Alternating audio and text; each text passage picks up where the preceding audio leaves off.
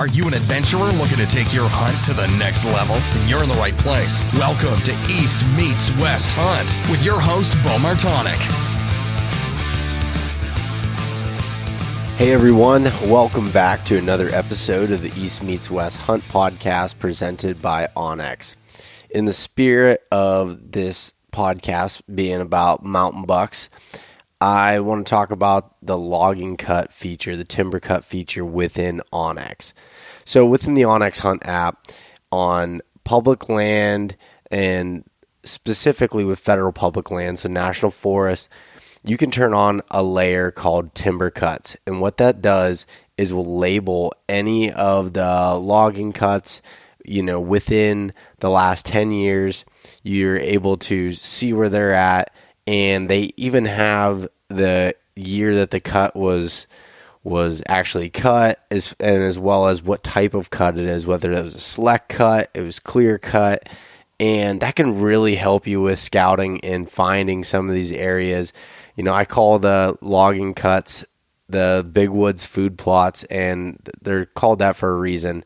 And as they get older, they just turn into bedding areas and still create food sources for many, many, many years.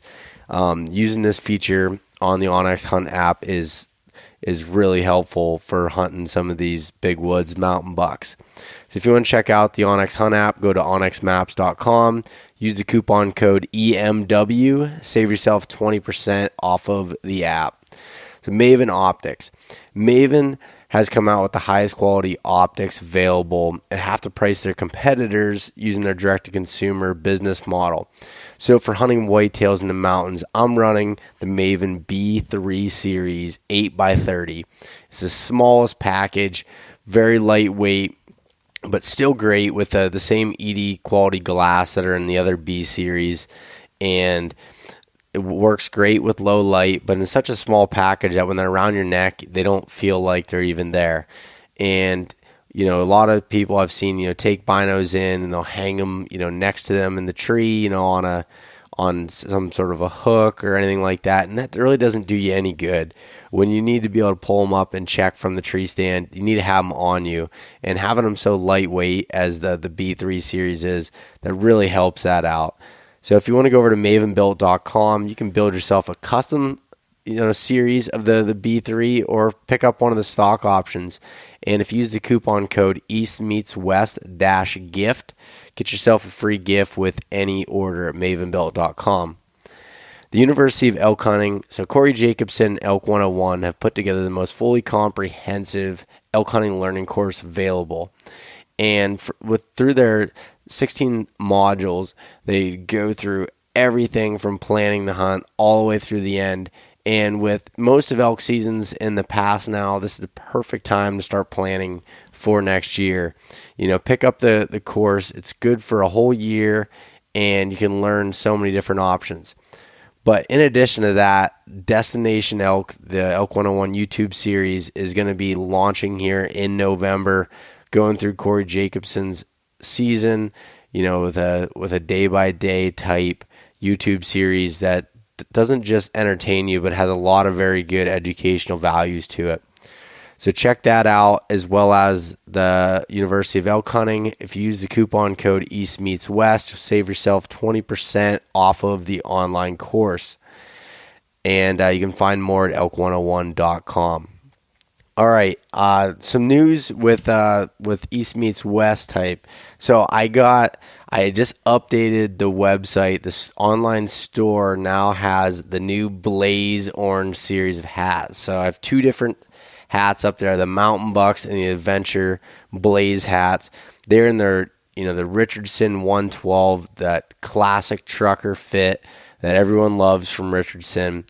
And I think these hats, turned out great as far as what they look like. I got the confirmation that they're being shipped to my house currently, so I should have them here by the end of this week and ready to go out the door. So I threw them up online, and they're available to purchase. I ordered a limited stock. Once they go. So if you want to, check them out and rock one of the new Blaze series hats, then I'd recommend trying that out sooner than later. And in addition to that, I did put up some koozies on the website. And if you're familiar with some of the ones I've given out with if you've ordered any apparel over $30, I've been giving away free koozies. And these ones are actually a little bit different. So these ones I put on the website are the tight-fitting neoprene, really nice koozies, and have them on there be a great option to add onto your order.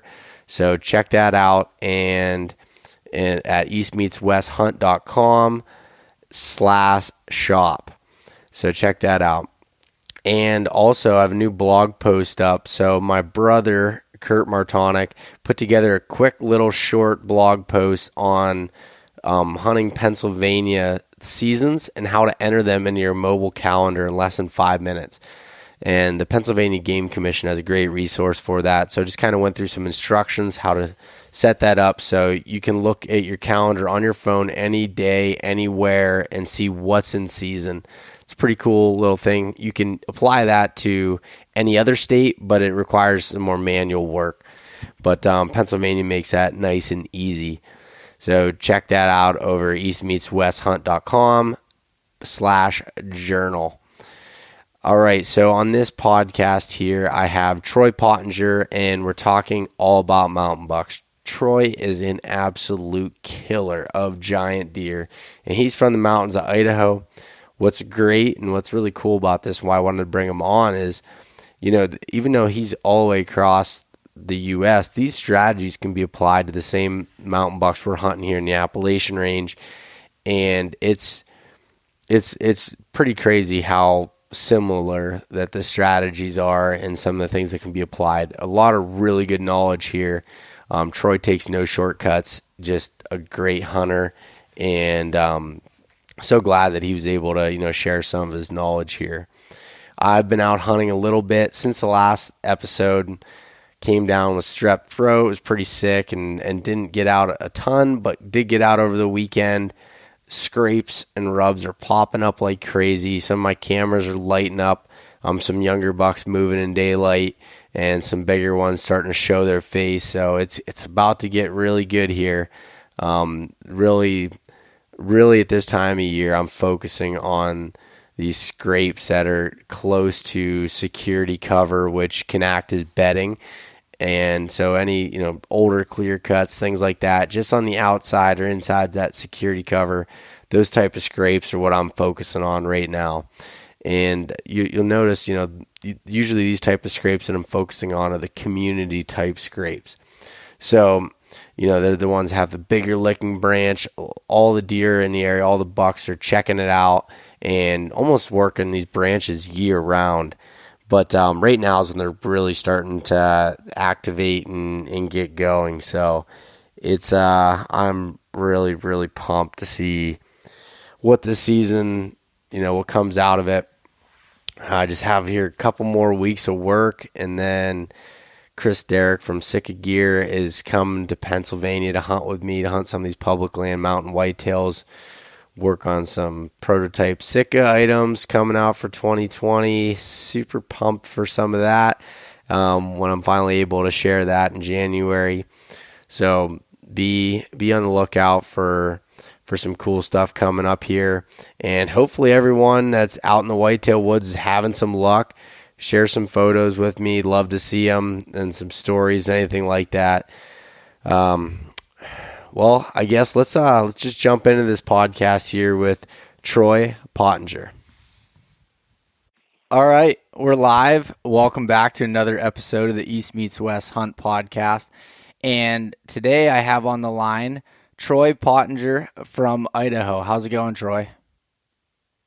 Good, Bo. Good to get to talk to you. Yeah, I'm excited to have you on and talk about my favorite subject, which is mountain bucks. I heard you recently, just to give the listeners a little bit of a background, I heard you recently on Dan Staton's Elk Shape podcast, and I was immediately like, I need to talk to this guy, and I sent Dan a message, and he's like, he's the real deal. He's like, you need to talk to him, and I'm surprised I haven't seen any of your stuff up to this point. Yeah, I think, we're a long ways away, and the whole mountain buck culture, it's starting to grow a little bit, but, I remember years ago, just when, internet really took off and you had all these web pages and blogs going, and, I would talk to guys a lot in the Midwest about whitetails, and when I'd start explaining to them about where I hunted them, they couldn't hardly believe it. And then when I had some friends from the Midwest come out and hunt with me out here, they were just blown away.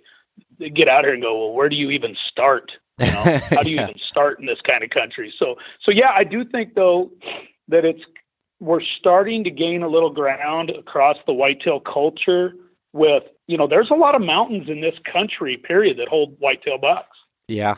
Yeah, that's for sure. I mean, before we started recording here, we were talking a little bit about, you're in the Rocky Mountains in Idaho, and I'm all the way over in the Appalachian Mountains, but it's not the same, but it's very similar in as far as the way the deer are and some of the tactics used, for that. And I think a bigger majority of the whitetail community hunts that way. It just was never exposed to media.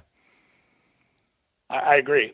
It hasn't been a media focus, and now it's gaining a little traction because there are a lot of mountain hunters out there. I mean, people love the mountains, and anywhere there's mountains, people go to them. Yeah.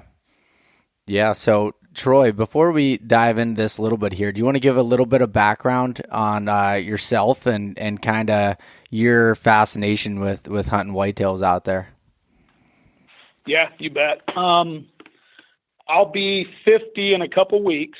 So, I've spent a lot of time in my lifetime hunting whitetails, and I'm a native Idahoan, born and raised here, did go to college in Montana. So I never left the Rocky Mountains, and everything I've ever hunted has been mountain related. Love to elk hunt, love to bear hunt, love to turkey hunt, and by far my favorite thing to hunt is a whitetail. But growing up out here out west, to go back and date me back to my teen years, and even when I was, pre-teen, my dad was a big elk hunter and mule deer hunter. That's what he was into, and I fell in love with the whitetails at a young age. My parents made a move, and my mom was a teacher and my dad was a logger, and we made a move to northern Idaho, and I'd always been around whitetails a little bit when I was a kid, but my dad being an elk and mule deer hunter, that was always the focus. But I was always fascinated by them. But when we moved to northern Idaho, that changed everything for me. We had them on our property. We bought 50 acres. My dad was into cattle. My dad logged. My mom taught school. And we always had whitetails around. So I grew up with them, in my backyard, so to speak. We lived out in the country about 30 miles from my high school that I ended up going to. So I always lived out in the mountains, spent my whole life growing up in the mountains with my dad being a logger. And from about 10 years old on, the whitetails had me. I had them on my property. My dad set me down and said, hey, we moved up here. I don't know a lot about these whiteys like I do mule deer and elk. And I never forget this. He said, son, you're going to have to figure this out on your own. I'll never forget him telling me that. And here I am, a little kid. I'm thinking, all right, game on.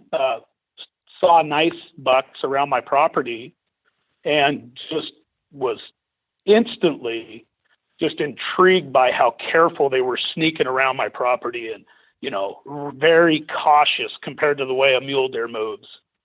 So I started hunting them on my own when I was 12 years old and killed my first whitetail buck by myself at 12 years old and, just passed my property line up on some timber company ground.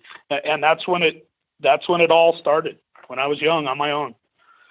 Yeah. And then ever since then, you just kind of kept rolling with it and wanting to learn more about the whitetails and everything else there in the mountains. Yeah. I was always fascinated with bow hunting through my dad. They did a lot of elk hunting, but some archery bow hunting. And my dad had an old Allen compound, one of the first compounds ever made. And we had an old recurve and laying around. And I always thought to myself, even at a younger age, that if I could figure out how to kill animals with a bow, I was probably doing something right because I had to get close. Mm-hmm. So, yeah, I actually in high school, made a few comments to a few of my friends about bow hunting whitetails and wanting to get into it and do it because, I looked at the regulations and saw there was so much more season to hunt if I did it. And where I grew up, nobody did it. Nobody was really into it. So when I would make comments about it and started doing it on my own and talking about it, I literally got laughed at. Literally got laughed at by adult men that were like, "Are you nuts? Wait till the rut and shoot one with a rifle. You're wasting your time, kid." So that kind of fueled my fire. That really fueled my fire. And I was always extremely intrigued by biology. That was my favorite classes all through high school and college. I have a degree in kinesiology and a minor in biology. And anyway, I was always super intrigued with the science behind these deer. So from my high school years on, I just decided, nobody really told me, I said, I'm going to figure this out, and I'm going to start killing these bucks with a bow and arrow. And I'm not just going to kill bucks. I want to kill some of these big ones that I'm seeing. And that was just fueled by an inner fire. Really didn't have anybody point me that direction other than my dad saying, "You're going to have to figure this out on your own." And I just started reading everything I could. Of course, everything I read back in the day was from the Midwest. Yeah. And then I started reading every biological scientific book I could read about whitetail so that I could understand them. And then I just started applying my own trial and error tactics, and, pretty soon shoot a buck with a bow. And then in my early 20s, start shooting big ones. And the next thing you know, everybody's like, "What the heck is he doing? He's hunting these whitetails out in the mountains with a bow and arrow." And then it just snowballed from there. And, once I shot my first whitetail, even as a kid with my rifle, I was in love. I was like, this is the coolest thing I've ever done in my life, was to shoot one of these deer that are so careful and so sneaky. It really got to me because I was real close. I think first deer I ever shot was 20 yards. Yeah, and then that just attracted me to it. And like I said, then I really got serious about it through college. And right out of college, I purposely designed my schedule and everything I do. I'm a teacher, around my scouting and hunting and time off. I was just going to ask, because I knew that from listening to Dan's podcast with you that you were a teacher. And how do you have much time off that you're able to hunt whitetails in the fall? Well, I do, but the most crucial time, in my opinion, for me, is all my scouting I do in the summer. Mm-hmm. All the scouting I do in the spring. As a teacher, you work every day till about 3:00, and then you've got daylight every day to hunt in the afternoons. Yes. Okay. As a teacher, you could, if you're willing to do it, you can be in the woods every day after work, every day. Mm-hmm. I always have Thanksgiving off, and I always have a big Christmas break, which I really enjoy hunting whitetails over those time periods. And out west, we don't start school till after Labor Day. Oh, so okay. we get to hunt the big whitetails the first week of the season before school starts. Gotcha. So yeah, it's worked great for me. But again, that 90-day or that 80-some days of summer scouting is something that has taught me more about whitetails. That and my winter scouting, but just having those days off in the summer to really go break country down and lay stuff out has been really helpful. Yeah, and I'm sure it probably helps with your guys' season opening as early as it does. You can probably, correct me if I'm wrong, but find them in somewhat of those summer patterns. We're totally hunting a summer pattern on a big whitetail, but we're right on the edge of it. As soon as these bucks go into hard horn, which is usually the first, second, or third, or fourth day of the season, they completely change. Mm-hmm. And I see that. The two velvets that I've killed, and I've shot at 3, I missed one, but the two velvets that I've killed have been August 30th. Gotcha. And they were still summer pattern, yes. Okay, so kind of explain a little bit about the terrain and the vegetation and stuff. Do you have any ag fields that you're able to hunt, or is it mostly just big timber? Well, you said you've been out to Idaho? Yeah, yep, but a lot further south than where you are, I believe. Yeah, so where you were looks nothing like where I live. Idaho's probably the most diverse state in the United States. Up north where I'm at, it's just a sea of forest and mountains combined. And you might be able to see 50 yards past your face in the timber. That's it. Mm-hmm. Steep country all the way up to 8,000, 9,000 feet, 10,000 feet, some places. Big ridges. This is logging country up here, so great timber, all conifer trees. We do have some nice river bottoms and, the few deciduous trees in the bottoms, but everything I'm hunting is, for the most part, I'd say 90% of every deer I hunt is strictly a mountain-only habitat, no ag. Okay, that's kind of what I figured from just when I was just scouting just on Onyx and Google Earth and everything up there. One, I noticed all the timber company properties and all the logging cuts, and we have a lot of logging in our area, and I love hunting logging cuts, and that kind of drew me to seeing that out there. I didn't know. So with your early season, what are you doing to kind of pattern them? What are the food sources, and what are you kind of looking at there? Those clear cuts are the best food sources, those cuts, yeah. And those cuts are great food sources for 30, 40 years. I've read stuff where guys say 10 years only. No. They're phenomenal for decades. I actually hunt a couple of the same clear cuts that I hunted when I was 12 years old. Really? Yeah, and they're still incredible. The reproduction timber in it, obviously is a lot bigger now, but we live in a real wet climate up here in North Idaho. We get a lot of rain. So what happens is our vegetation and undergrowth is about as good as it gets. Mm-hmm. Yeah. So, yeah, it's a smorgasbord for the whitetails. It really is. And I treat them just like a food plot. Yep. Yeah, that's funny. That's what I always joke about it. I call it the Big Woods food plot. I mean, that's exactly what it is. And depending on the age of the clear cuts, they each have like a little bit of different kind of food sources with them, and they're using them a little bit differently, in my opinion. But like I just look at them differently. But when I find a logging cut and I see something like that, I know that one, that's an area where there's so much food from all the undergrowth and everything else that grows in them. I think it really helps those deer hit their genetic potentials too. I think you can get some bigger deer in those logging cuts. Do you see anything similar to that?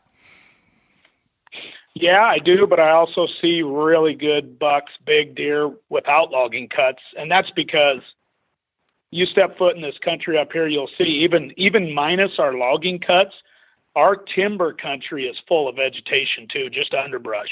So our deer pretty much can get big in both. Yes, I've done real well around cuts, but I'll tell you, they get the most pressure.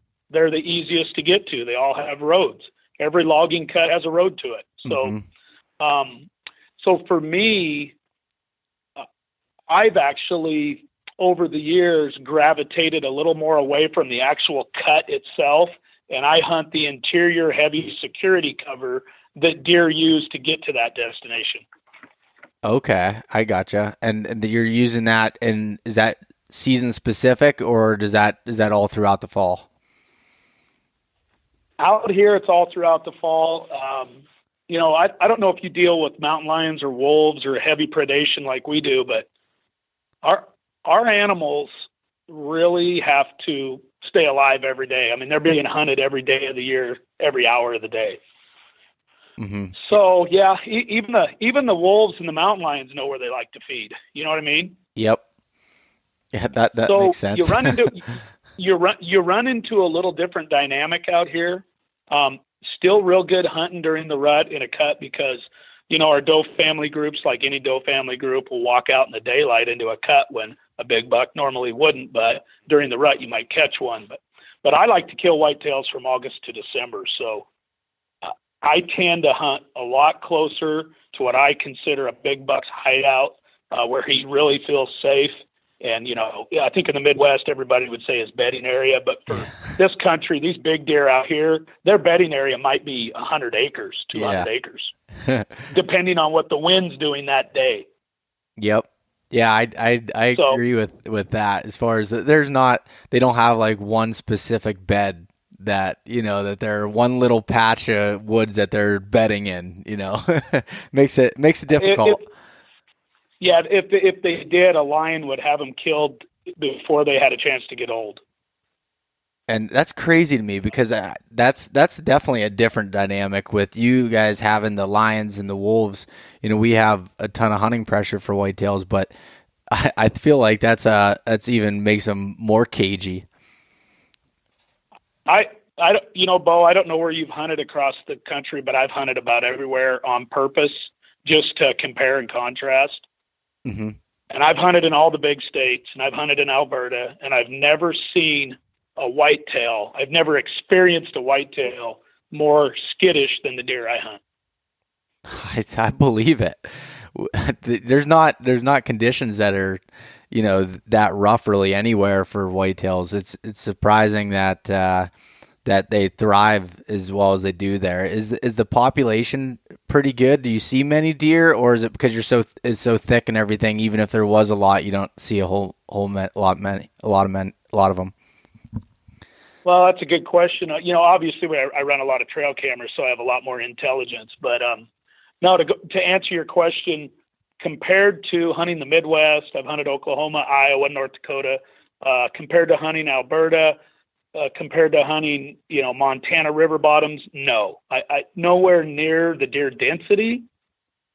But there's a decent enough population to where if you're set up in the right area and you're getting in and out undetected, and you're going to see a deer or two a day. You might sit a day or two without seeing a deer, but I rarely ever hunt without seeing a deer. It happens now and then, but if I was going to give you a number per square mile based on what my trail cameras show me, in a square mile, maybe 5 or 6 deer, maybe 10 at the most. Up in the mountain country, when you get down lower where the ag is and more homes and they're safer from predators, then the numbers go up.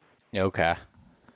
All right. That makes sense. And one thing I've noticed with, yourself, and I don't know are you familiar with Josh Boyd at all? Do you know who Josh is? I'm not sure. No, I don't think so. He's from northwestern Montana, and he's real big into elk hunting and everything, but he's killed some giant whitetails in this country. And I talked to him on the podcast before, and he was, he had he's hunted similar deer like you have, with like just killing some absolute giant, even giant antlered, whitetails and just heavy racks and everything. What do you think what contributes to those just big racks that you're killing? I mean, your resume is extremely impressive, and it's just interesting to me in that mountain country that they're getting that big. Yeah, we have a extremely high protein diet for our whitetails in the mountains with our native species. We've got, and I'm not a botanist, but I saw the numbers. I've talked to guys from the Corps of Engineers. They've showed me the numbers years ago, and we've got stuff that's 25, 26, 27% protein growing. And we have a lot of vegetation, and our country stays green. So I know there's good native nutrition. We have incredible, in my opinion, our genetics could rival anybody if our deer were eating what some of the deer, say, in the agriculture country were eating. But we have pretty darn good nutrition for mountains out here. And our deer are, I'm up by the Canadian border, so you know what the Canadian bodies look like. Yeah. If you look at a few of my pictures, I mean, I weigh my deer gutted. I like to dress them, field dress them, and then if I pack them out in pieces, I weigh the whole, I weigh everything. Or if I'm fortunate enough to get one out whole, say, get it down to a 4-wheeler trail or something and haul it out whole. We've weighed every deer that we get out whole. And heck, a couple of years ago, my son shot a 6.5-year-old, 164-inch gross 6x5 that weighed 222 pounds dressed. Wow. Yeah, you're getting some big some big bodied deer, that's for sure, which, like you said, comes down to their nutrition. I didn't know that fact about the protein there, which definitely makes sense. I mean, you think about it even with humans, you know, the diet is everything. People can work out as much as they want, but if they're not feeding the body what it needs to grow, say for bodybuilders and stuff, then it's not going to grow without the food. Yeah, what you see out here is you see a deer that climbs mountains every day, that runs 2,000-3,000 feet in elevation if he needs to survive every day. He's built like a brick shithouse, excuse my language, when he gets older. We have big skeletons. A lot of the deer I hunt resemble the Canadian strain. I mean, I'm right there close to the border in some of my spots. And then you give them some protein. So, you know, I could send you some trail cameras and stuff. Our bucks are just buff. They're ripped. They don't carry a lot of fat like a fat Midwest deer does. Mm-hmm. But if you look at how fit they are and how stout they are, they carry a lot of muscle mass. They're just real heavy, you know, real tanks, just really muscled up and stout. And if they make it 5-6 years, they're probably one of the best, most incredible survival prey animals in North America because of what they deal with.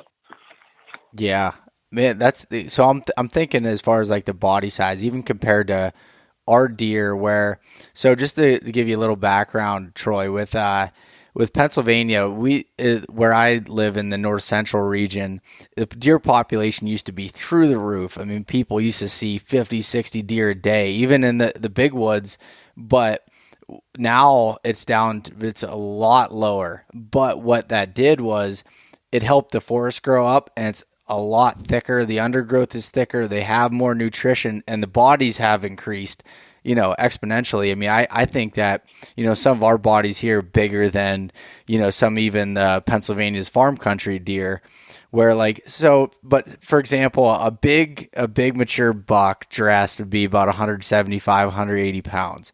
The heaviest one I killed a few years ago, he was 5.5 years old, and his rack was only 125 inches, but he weighed 225 pounds dressed. And that's about as big as they get around here. And that's a giant whitetail as far as the body goes. Yeah. Our agricultural lower land deer, I just from the eye test and hunting them for 30 plus years, tend to be smaller. You know, I think we get that DNA that's passed on in the mountains too. That is obviously the DNA that survives and gets bred through these deer. Our does are big up high. Our bucks are big bodied. And it's because that DNA is most favorable at those higher elevations. And it's cold as hell where these deer live. Our deer migrate. The deer that I hunt, the majority of them have to migrate because of the snow every year. Okay, that's so that they'll go down towards like the farm country, the lower lands near the houses and everything. They'll all go to the rivers, and sometimes it's a 10, 15, 20-mile hike for them to get to the rivers where the low ground is, and they'll go down. When they get about 2 feet of snow, 2.5 feet of snow, they just disappear. I run my trail cameras year-round just to get that evidence, and they usually take off about January, and they show back up in April and May every year. What are you doing you're talking, you know, quite a bit about trail cameras. What are you setting those trail cameras up on? Are you using them on scrapes or trails, or what's kind of your trail camera setup look like? Well, because my deer migrate, and, you know, this is all self-taught, but over the years, you know, what I really found was I'm really into shed hunting. I like to find a lot of our bucks shed before they migrate. A lot of my bucks have dropped their antlers. They get pushed out right after they drop their antlers in, say, middle of January, and they move. All that to say, my deer migrate, and when a deer, you know, it's like a human. If you go south for the winter and come back, you kind of want to get back and tell everybody you're back and you're home, right? Mm-hmm. So in the spring, and I probably picked up, no exaggeration, over the years, 3,000 or 4,000 sheds, somewhere in between there. In the spring when I'm shed hunting, when I was young, real young, in my teens and 20s, I always noticed that in the spring when I was up high and shed hunting spots where deer have to migrate, that the big scrapes that I would find would always have deer tracks in them in the spring.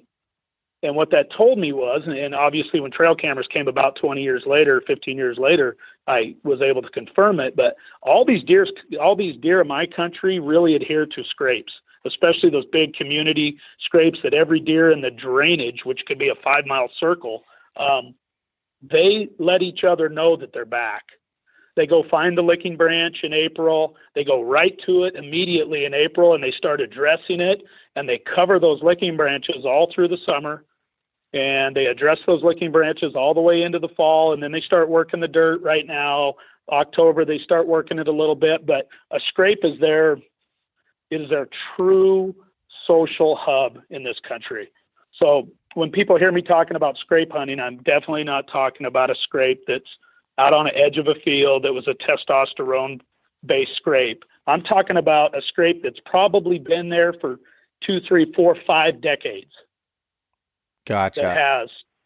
That may have 10 or 15 licking branches on it. When you look at it, the licking branches are so beat up and so torn and tattered that they've literally broke them off, chewed them off. It's incredible. And my deer in this country, they live by those scrapes. So, I grew up in Idaho where it's illegal to bait. Yep. So as a young guy, I started bow hunting over scrapes and started having all kinds of success as a young guy, just camping out on those, what I call now a community hub scrape, and letting my deer come to me. And now I jump into the equation, and I've done this for years, 20 plus years. I introduce a new buck to these bucks and to these scrapes and to all the does. So then I end up getting these big breeder bucks to try to find me. They want to know who I am, where I am, and why I'm in their territory. So how are you doing? And I use this. Okay, you're about to say it. Yeah, I've been using out of Michigan buck fever synthetic scents for years, and Idaho's a strictly synthetic only scent state now, and other states are going to go to it with all this, disease problem we have. But no, I've been using buck fever synthetics for over 20 years on scrapes, and it's been unbelievable. What kind of synthetic scents, or like what kind of scents are you putting on the branch?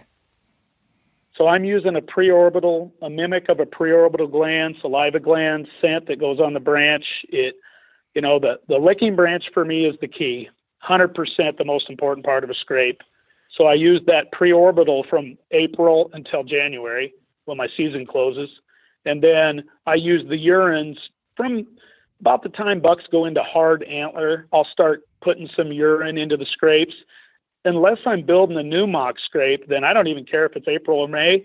I put urine in that scrape because every scrape on the planet that is a hub scrape that's been there for decades, all the deer can still smell, and they will do it. I've tested it with trail cameras over a hub scrape that I found that had been there for decades. They still sniff that dirt when they come back in April, and they sniff it even if it hasn't been urinated in, if it hasn't been, their feet alone have scent that disperses out of their toes, in between their toes, in those glands. So they'll still scent check a scrape just for footprints in it to know which deer is there. So I will put some urine in a new mock scrape whenever I build it. I don't care what time of year it is.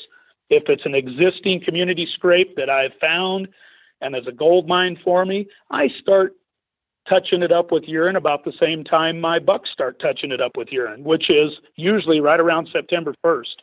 Okay. And it's funny. I love the preorbital glands. We're still allowed to use, the real scents here in Pennsylvania, which I'm thinking that's going to come to an end shortly with some of the CWD problems we're having here and everything. But by applying that on that licking branch, people thought I was crazy when I'm running cameras on scrapes year round. And they're not, like, even just recently, I pulled a camera that I had out for like 2.5 months that I hadn't checked, had it on a scrape, and I had bucks in the summer, velvet, just coming up, hitting that branch, doing that doze, doing the same thing. And scrapes, I mean, even definitely here in Pennsylvania too. It's their way of communicating, I guess. I mean, you know it better than I do. You've been doing it a lot longer, but that's kind of what I've seen. That's very similar to what you're saying. Yeah, you're spot on. When I was 10 years old, when I moved to my new place up in northern Idaho, the first whitetail deer I ever saw was in the summer.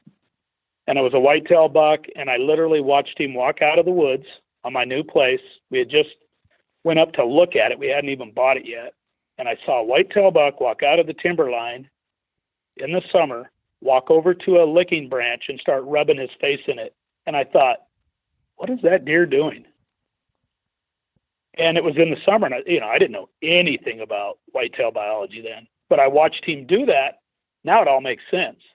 And yeah, absolutely, these whitetails, they live by those licking branches. That is their signpost. That is where they let every deer in the woods know they're still alive. They're still around. They're here, and they want to be here. So yeah, you can't beat a good licking branch in the right location. It's really hard to beat in this, especially in this country. So when you're looking for those community hub scrapes, do you find them in certain terrain features or vegetation, or is it kind of just from boots on the ground you happen to stumble into them?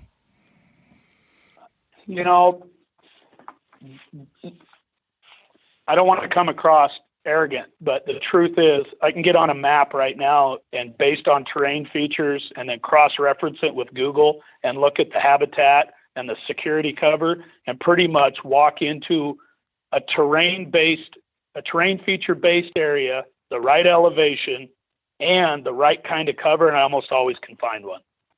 Yeah. So, like, what are some of those terrain features that you're looking for in vegetation features? Well, number one, I'm always looking for heavy security cover where I can look at a map and say a deer would definitely feel safe in the daylight, that far away from any roads. There's obstacles maybe to get there for most humans. They have a great wind advantage based on the prevailing winds and thermals every day. They have a great place to bed, and they have fairly decent travel, maybe a ridge line, a saddle to go through, a big flat bench to go out on. They can get to it, check it, stay close to their bedding area, and then finally they've got to have great feed and water in a fairly decent distance, close enough to where they don't have to move a lot to stay alive, but if they need to bug out from a predator, they can be bugged out and over a ridge and into another thermal over the backside of the ridge in a second and be safe. So yeah, those are the type of things I look for. Elevation is key out here. The best community scrapes I've ever found usually tend to be at the top elevation of a doe family group and more at the bottom elevation of where a big old buck likes to live and hang out kind of as a hermit. Okay. And, so with these community scrapes, it's funny, and again, I keep referencing, Pennsylvania for a lot of the listeners that are here and how it compares is, when I look at a map, or if I'm out scouting in the spring, I'd love spring scouting like you do, shed hunting and just scouting the country. I can say if I find an area that has a thick vegetation cover like you're talking about, whether it's an old clear cut or whatever it may be, and I see a big pine or hemlock tree, so it's a big conifer tree there, I can almost bet there's going to be a big scrape or multiple scrapes underneath it. And when you find those areas, it's great. Like when you find, for us, again, we don't have as many conifer trees as you do, but when we have them, you can go to those spots, and you can find some you'll have one main like hub scrape, and then you'll have like secondary scrapes around the tree. And when I find something like that, it's definitely something I'm paying attention to. Absolutely. I'm talking about vegetation, it's species too. There's certain vegetation that I don't know, I want to name them all right now, but there's certain types of plants, and they're not always a tree, but really viney type vegetation that make incredible scrapes that my deer actually like better than the conifer trees. So for me, when I see those types of plants, not a plant, but you've probably heard of ocean spray. Yeah, like a big bush that is, 12, 15 feet tall with big overhanging branches. Mm-hmm. We'll say that. Yeah, those types of plant species, they're not quite a tree, but they're not a short, fat bush. It's a true, like a mountain elm or something like that. When I get into spots that contain those species of plant, and then I'm in heavy security cover, and then I've got a terrain feature, maybe like a big flat bench off of a long ridge, or say a saddle that cuts through it. Boy, when you get all those pieces of the puzzle together, it almost always works like clockwork. There'll be a big scrape there that's been there for years. Yeah. And that would be similar to the big, bush type that plant species that you're talking about would be similar to our mountain laurel, which that we have. There you go. And we have some of that out here. Yes. Oh, you do? Huh. Yeah, we have a lot of different species, and there's a few things that I keep, kind of keep to myself, but yeah, that it's not always a tree that makes the best scrape. That's for sure. Yeah. That mountain laurel, it can get so thick and nasty in some areas, and they do make great scrapes. And a lot of times, they'll rub a lot of the mountain laurel too, but the scrapes are usually on the edge of them. When I can find where the mountain laurel meets the big timber here, is a lot of times you'll find those scrapes right there, or just coming out of, there's some heavy trail systems within the mountain laurel, almost unhuntable because it's so thick and you wouldn't be able to shoot without cutting it all out. But just where it funnels out, where some trails come out, right there is where I tend to find a lot of those big scrapes. Yeah, those inside edges are awesome when you get two different species and you got the right kind of species of trees and plants. And I see a lot of good scrapes on that interior cover, but when you get inside of the interior, when you see that change like you're talking about, these deer, they run those edges like crazy, and they jump into that thick and jump out of it, and it's just what they do to stay alive. So yeah, it's definitely a good thing to look for when you're out there. Once you're, I always tell people, you'll never see me hunting where there's a lot of daylight. I do not hunt where there's a lot of light, an open clear cut, a select cut that's too open. I just won't hunt it because the caliber of bucks I'm trying to kill are 5 years and older. They've got that figured out. They know that means bad news for them. So everything that I'm hunting is interior, away from roads, takes some time and effort to get into it. But boy, you get in there and you actually get to watch deer behave in their, on their own terms. So when you're in and probably, it probably affects them too with Idaho. Isn't the rut? Can't you hunt with a rifle too? Yeah, I'm dealing with rifle hunters the whole month of the rut. That's rough. And I'm sure they want to be able to see, so they're hunting a lot of those open cuts rather than the thick stuff.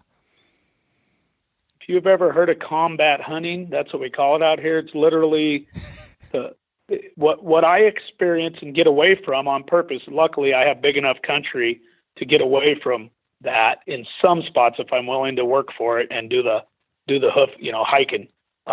You'll literally experience four-wheelers all day long riding the roads all day, every day, daylight till dark.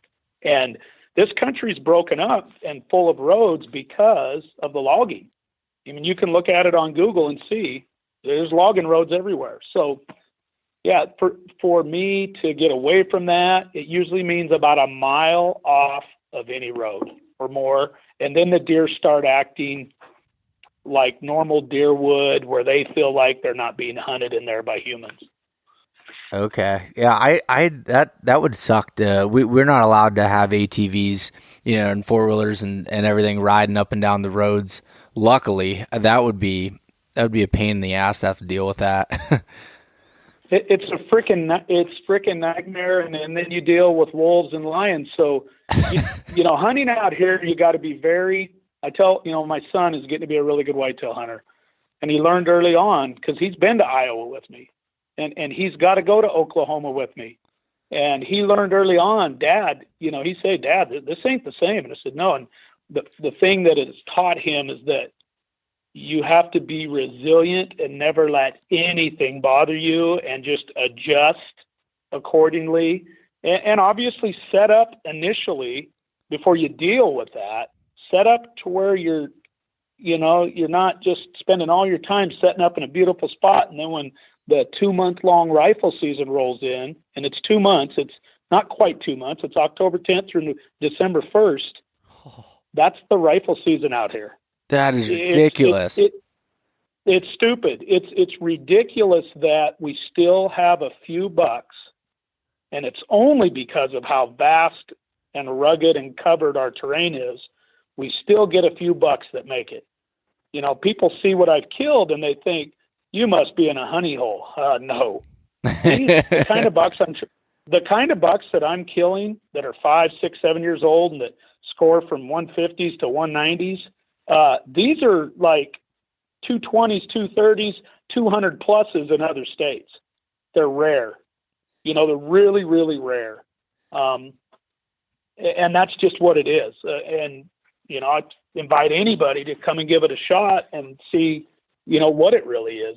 It can be very disheartening, I think, especially to a new bow hunter that's trying to hunt the big woods out here on public land. And I'm talking public land. I'm not referring to somebody's 2,000 acre ranch out here. That's a whole different ballgame. That's completely different. Only thing they're really dealing with there on a place like that would be some predators. Yeah. But yeah, I love the public land. I love how I have millions of acres to hunt, and I purposely stayed here instead of moving and teaching somewhere else and taking my family. I purposely stayed here because I like what these whitetails have taught me about hunting. Yeah, I mean that's crazy to me, and with that rifle season, it's amazing that they get that old. But like you said, with the I'm sure the wet climate that you have and the everything else with the terrain, that they don't get that old by being dumb though either. So finding one of that size is probably rare, and then being able to actually kill them is a whole nother game. Yeah, for sure, 100%. It's finding them on trail camera is one thing. Putting a game plan together that works to kill him before he gets bumped. I was hunting a really big deer early September. Big deer that's 6 years old, 2 big deer. And I just expected every year that a wolf, a pack of wolves, mountain lion, or a bear is probably going to screw it up for me. But every once in a while, and I've killed some dandies in September and August, about every 5 years, I get to the buck before something moves him. That makes sense. Yeah. And are you focusing on single deer? Like when you find one on your camera you want to hunt, are you trying to kill that specific deer, or are you trying to kill just a certain age class? Oh, I single them guys out. I don't think I have killed it. I don't think I've killed a deer that was a surprise in the last 15 years. Really? That's impressive. Now every deer I kill is a target.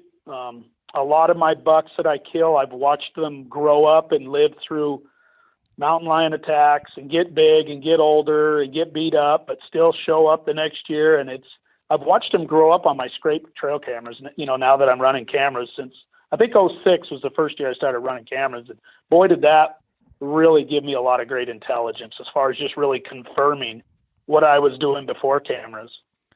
Yeah. Do you think, all right, so if, say someone from the East or Midwest or whatever wanted to come hunt these whitetails, do you think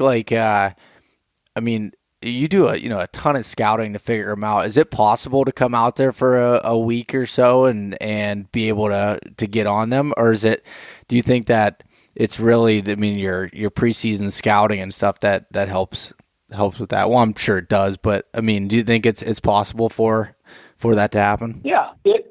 I think any intelligent dude that really understands whitetails and understands how to read a map and has an idea of where to go on a map to get away from some pressure, get into some really good cover, and that has the discipline, the toughness to handle cold weather.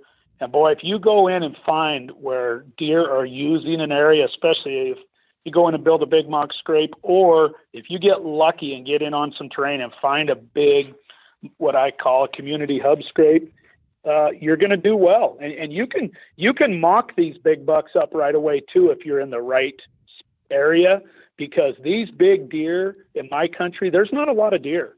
They know each other. It's like going to a small school. When you go to a school that has 10 kids in the graduating class, you know everything about those kids their whole life growing up. When you go to a school that has 500 kids in your graduating class, you don't know half the kids that walk on graduation day. Well, the kind of deer I'm hunting are the kind that come from a small graduating class. They know everything about each other. They know where each other lives, where they like to bed, where the girls like to hang out. And when you introduce a brand new buck to that scenario, my bucks hunt me. So is calling pretty effective then with that kind of situation? No, just scent. Calling just scent. My bucks get called big time in the rifle seasons, over and over and over every day. Okay, so scents are where you're going. Okay. The scent is these deer live and die by their nose out here because of the predators, and they literally live and die chasing does by their nose. They trust their nose way more than they trust their eyes, in my opinion. Now, don't get me wrong, visuals are important. Building a scrape right, making it look right to them if you build a mock. I mean, it's got to be authentic, and it better not have any human scent in it at all. You know, I treat my mock scrapes just like trapping. No different than a trapper. Knee-high rubber boots, latex gloves, I mean, it's a science. But if you make it look right and smell right, and the thing I like about synthetics is all protein-based scents rot and get old, and that's not real to a deer. Mm-hmm. Anything protein-based will rot and stink. It stinks. If it stinks in the bottle, it's no good. And the reason I like the synthetic is it gives off a scent that does not rot or stink. So anyway, all that to say, yeah, it can be done, but it's not easy. I've helped a few guys in the past, and as soon as I got them in the security cover and talked to them about, and I'm talking about out-of-state guys, they've called me, and I just shoot straight with them. You know, I helped a guy 2 years ago, called me, I told him what to do, where to go in at. It's an old area I used to hunt. I said, get inside of that heavy security cover, meaning big timber, get out on these certain type of terrain features. You'll find where the deer like these features to rut on and where they like to scrape and communicate with each other. I said, you'll probably kill a nice buck. Guy sends me a picture of a 183 and said, thanks, Troy. That's insane. Yeah, he was blown away, and now he's killing a big deer every year. And I'm not talking a 183, but every year now he's seeing mature bucks, and he's happy. Yeah, that's awesome. That's the kind of hunting that for whitetails that I like. I mean, I think it's cool, the Midwest stuff and everything, but I just love that type of country, trying to outsmart those big old, whitetails like that. And it's interesting to me. So when you're saying, like, how are you, I guess this is just a personal question, but how are you hiking into these areas with rubber boots on? Isn't that tough? Well, when I build my scrapes, I make sure I'm clean. And a lot of time, most of my scrape building takes place in the summer. Okay. So I can drive a lot closer. Does that make sense? Because if you try to drive close to these big deer or ride a four-wheeler close to them or get close to them making noise during the season, it's a waste of time. So a lot of the stuff I build in the summer is the rubber boots and doing it all that way. If I build something during the hunting season, they're going to get to deal with my Hoffman boots. Yeah. That's just part of it. But I spray them down. Yep. I'm super clean. My clothes never come in a house, ever.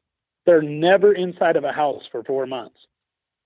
Everything's hung outside. I never put my clothing in a bag that could collect moisture and have a weird smell to it. everything for me is aired out, always hanging on a limb. If I'm sleeping in my pickup overnight to try to kill a buck, my clothes, I don't care if it's 0 degrees out, they're hanging out on a limb all night. So I'm real clean. Again, that buck fever synthetics, I spray down with Vanishing Hunter. It's incredible. That stuff really does knock your scent molecules down. I don't believe you can eliminate your human scent. And then something we haven't talked about yet, which is the number one key to killing these big deer, is I am meticulous and dissect the wind, the thermals and the prevailings, on how I can get in, get out, use a terrain type barrier to help me have a wind advantage on a buck that thinks he has the perfect wind. So explain how you're using them. So, and I mean, thermals and the prevailing winds and everything are common here in the mountain type terrain, the Appalachian Mountains. But explain how you're using those to your advantage to kind of access your spots and set up on them. Right. So if I'm going to go in and hunt a tree stand, and I'm going to get in there at daylight, what's the thermal going to be doing? Going downhill, right? Yep. And 2 hours later, or roughly an hour and a half, 2 hours later, depending on how quick the earth heats up, what's it going to do? It's going to switch and start moving uphill, correct? Yep. Okay. So I take that information. I have my location picked. I have a great community hub or scrape there. I do not hunt without a scrape. I don't do it. I always have a scrape that existed and I overmark or I build one. So that's already there. So I'm giving a buck everything he likes. And then I enter my stand based on what the thermal's doing. So I may walk into a stand one direction and climb a hill to get to it because of the downhill thermal in the morning, and then leave climbing out the top of the mountain and going across the ridge to get back because of the uphill, or the prevailing wind. So every day is a different equation based on how the thermals meet and change with the prevailing wind that day. Gotcha. Okay. Yes, I do everything, and I talk about this in my seminars. The number one factor for me every day is what that wind is doing and how it's working with the thermals on how I get in and get out, what time I want to go in and leave. And that's probably one reason why I'm an all-day sitter when it comes to the rutting time of the year. My bucks are public land bucks that get hunted hard in the morning and hunted hard in the afternoon. I kill a lot of big deer at noon. Yep, I love the midday during the rut. One, because I don't want to walk all the way back, if it need to. But I learned a lesson from my dad, who's a way better whitetail hunter than I am, and he taught me when I was younger. I had a problem sitting for long periods of time, and I'd climb out at like 10 in the morning, and he'd be like, "You need to sit there." He's like, that middle of the day is the best time for them to come through there. It's a really good time. They're out cruising after the does are bedded down, everything. And I got burned a few times before I learned my lesson to sit through that. That big body deer I was telling you about, shot a few years ago, that was right at noon. Last year I had my best encounter. It was like 12:05. I love midday. Yeah. And, people don't give enough credit to the fact that if you get in and out of your stand, you just created an intrusion. And every time you intrude an area on a big deer, you're lessening your odds, even if it's just strictly from noise, and you're adding more scent to the area. So absolutely, I try to get in and give it everything I got for it. I'm an all-day guy all the time. And, I've killed a lot of bucks in September, October, and December too.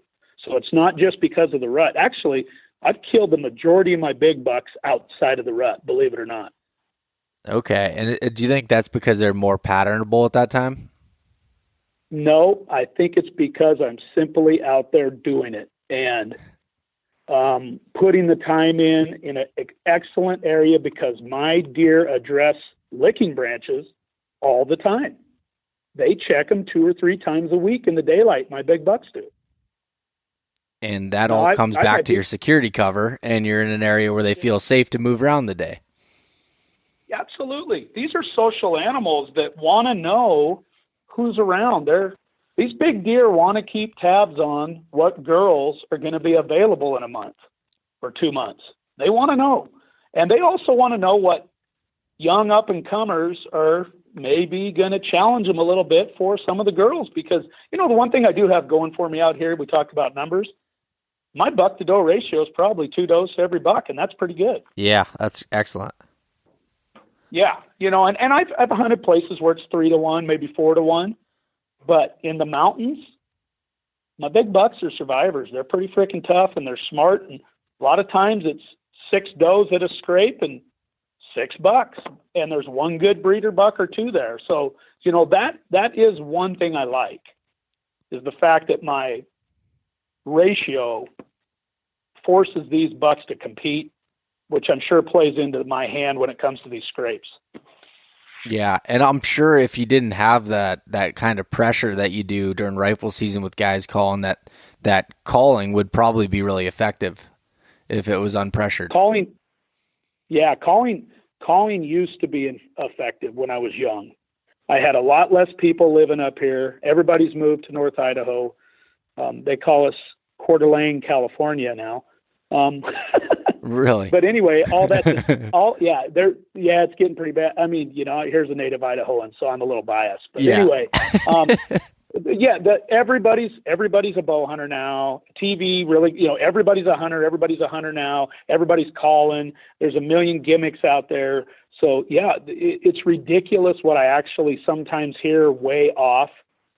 Guys, I've actually watched a guy walk down a ridge one time while I was sitting in a tree stand out in the middle of nowhere. He'd walk 20 yards and rattle, smoke a cigarette, walk 20 more yards and rattle, walk 50 yards. And he did this off this ridge one day, and I heard him for 3 hours. Coughing.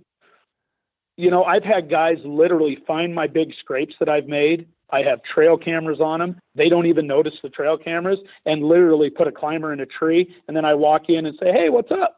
Out in the middle of nowhere. And they'll say, "Oh, I found these huge scrapes here. I'm hunting." And I say, "You see my trail cameras? And I stand 25 yards away, 30 feet up." "Oh, I didn't see it. I'm sorry." And they bail. Yeah. That's funny. I mean, that's that one thing that at least in the area I'm hunting, that's it's been lucky is, and it hasn't been the same when I hunted Southern Ohio, which is a lot of steep country and big timber, where it's a little more open. You get a little more people calling and doing stuff. But where I'm at in Pennsylvania, calling has been extremely effective. Almost probably every buck I've killed during the rut has been called in by a bleat and then a grunting sequence of chasing, and also using like a deep growl type, almost like they call it a buck roar. Just a deep, fighting grunt. They'll come in with their hair standing up, and I was assuming that would be similar to where you're at, but apparently that's definitely not the case. Well, one thing we might not be talking about here is what age of bucks are you killing? How old are they truly? How old are you killing with calling? Yeah, they're anywhere. Well, the oldest one was 8.5, but most of them are in 3 to 5 range. Okay. I agree with you there. I can call in a 3 or 4 year old every day, and I'll get a 155-inch 4-year-old a lot, which most guys are tickled to shoot, and I don't blame them. Mm-hmm. But I won't even shoot a buck anymore unless he's at least 5.5. Okay, yeah. So they're talking about a little bit different deer there. Right. The calling will work on my younger deer. The one thing I really like calling for is if I get into a spot and I really can feel and sense based on not hearing any vehicles in the mountains. And, a lot of my drives are 15, 20 miles off the pavement. So I'm truly hunting backwoods whitetails. But you still hear a rig come up into the drainage or whatever. But when I get into a spot where it's a real quiet day, and I know nobody's near me for probably 3 or 4 miles, probably not 5, but probably 3 or 4 miles at earshot, then if everything feels right, it's the right time of year, I will do a little calling if it's a little slow, especially if I think, based on my intel, that I got a big buck kind of hiding out real close to me, maybe within, earshot, which in this country, in these big mountains, they can be a quarter mile away and they'll hear you well.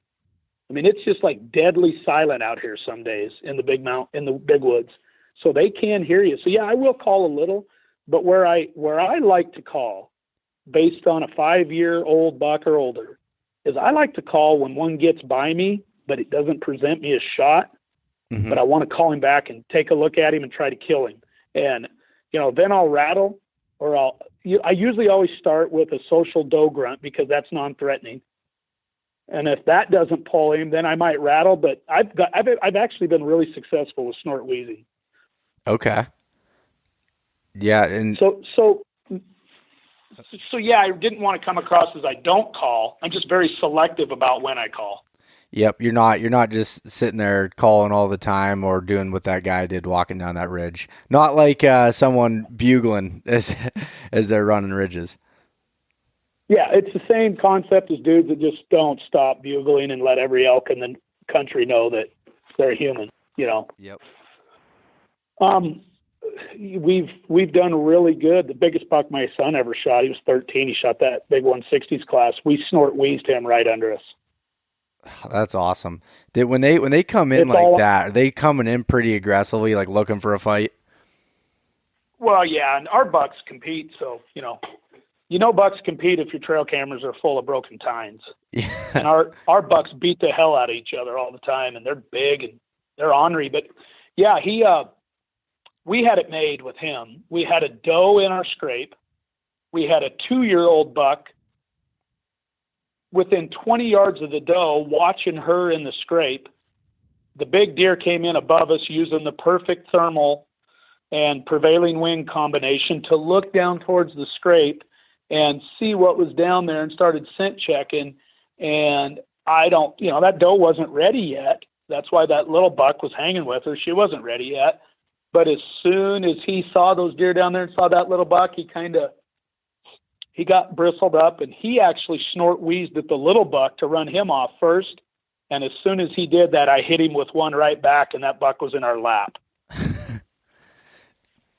Yeah, and like you said, they know all the other deer in the area, and with that, there's like, who the hell is coming into my area thinking that they're gonna run the place amok? Absolutely, and he was surprised that little buck snort wheezed at him. You know what I mean? Yeah. That's funny. He thought he did, but it's just common sense biology of a deer. And everybody has to take a look at their own deer herd, all of your variables that you're dealing with, and then factor everything in with predators, wind, all of that, and just really, not cut corners. And one of the most important points I try to teach in my seminars out west is just don't cut corners at all. And when you think you're going to cut a corner, make yourself not cut the corner and do it right, and you'll be surprised what you end up seeing. Yeah, I mean, I think just one of the things that you said that really stood out to me is just like your access and, going into the stand and going out. Like that's something where it's very, very easy to cut corners, especially after you've been hunting a lot during the season. And from the way it sounds like with you, it's no matter what, you're going to do it right. You're not going to cut those corners. Yes, it has to be meticulous. You have to be willing to go. You might have to walk an extra half hour to an hour some days to get to your stand. Again, I'm hunting a hub, a social spot. So the last thing I want to do is burn a really good spot out quick and ruin that spot. Mm-hmm.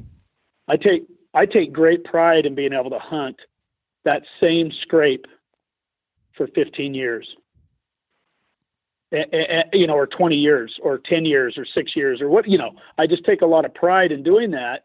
And the way to do it is to literally dissect every trip in and out, knowing how you got to get in and get out without just contaminating the area with human scent, intrusion, noise, everything. So yeah, that's super important. And then I also have my run and gun set up. My deer get bumped. I hunt public land, and I have guys walk right through my spots sometime. And I'm ready.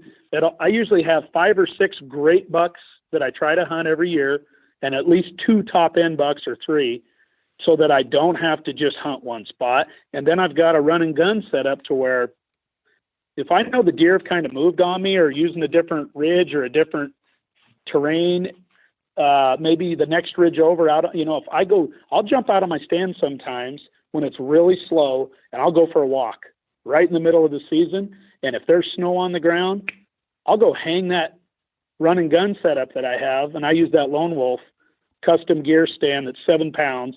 I usually carry 6 sticks with it. I do like to hunt high because of the wind out here. And all that to say, I'll throw something up and get right on top of the deer, right back with them when they get moved. Heck, a lion or a pack of wolves will move your deer sometimes a complete drainage over. Yeah. How far, so when you're talking, how far do you think that would go? So how far would it be to the other end of the drainage that they could be bumped to? Well, some of the drainages I hunt are just map are 5 to 10 miles long. So if you're talking actual foot on the ground walking, you better almost double it because of the elevation changes. Mm-hmm. So a lot of times what you end up doing is driving over into another drainage, getting on the hot sign and hanging and hunting if you need to. And because I run so many trail cameras, we monitor bucks on different community scrapes that often are 4 or 5 miles away, and those bucks will make their rounds to those scrapes in about a week's time. So when you're monitoring with these trail cameras, it just brought up something I was thinking of. Are you checking them often throughout the season, or how are you keeping up on what they're doing? Or are you using like past knowledge a lot of times? A little bit of both. I have a rule that I only check a trail camera during the season if I'm hunting that stand and that scrape, or if everything's dead and I just need to go check to find a big deer and find out where he is. So those are my 2 rules. So only if I hunt it, or if I'm just nothing's going on at any of my spots and I got to go check one of my other spots. And then my rule in the summer is I let my deer do their thing. I leave them be. I try not to intrude. So in the summer, I only check my cameras once a month. Okay, that makes sense. I leave them alone. My big deer tolerate very little intrusion at all. Man, it sounds very similar to, I know it's different, but hunting when I hunted last year in the bow zone in Alberta, and just like the way that their deer take just about zero intrusion too. And that was like one of the big things that when I was hunting up there that they were talking about was just no matter what, just trying to let them do their thing and just staying out of there as much as possible. Yeah, I've always said hunt a buck on his terms. Let him think he's safe.